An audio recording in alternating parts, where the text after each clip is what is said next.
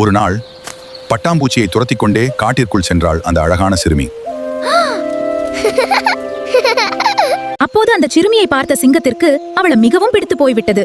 அவளை திருமணம் செய்ய வேண்டும் என்ற ஆசை அதற்கு வந்தது. சிங்கம் நேராக காட்டுத்துறை அதிகாரியிடம் சென்று, உங்கள் மகளை எனக்கு திருமணம் செய்து வையுங்கள் என்று கேட்டது. சிங்கத்தை பார்த்து பயந்த அதிகாரி எப்படி தப்பிப்பது என்று யோசித்தார். அப்போது அவருக்கு ஒரு தந்திரமான யோசனை தோன்றியது.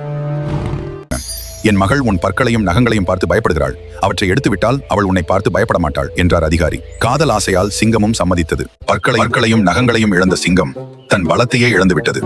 இப்போது அது ஆட்டுக்குட்டியைப் போல பலவீனமாக நின்றது. உடனே அதிகாரி ஒரு தடியை எடுத்துக்கொண்டு சிங்கத்தை விரட்டினார்.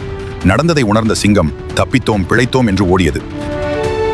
நடக்காத ஒரு விஷயத்திற்காக அளவுக்கு மீறி ஆசைப்பட்டால் நம்மிடம் இருக்கும் பலத்தையும் இழக்க நேரிடும். அளவுக்கு மீறினால் அமிர்தமும் நஞ்சு.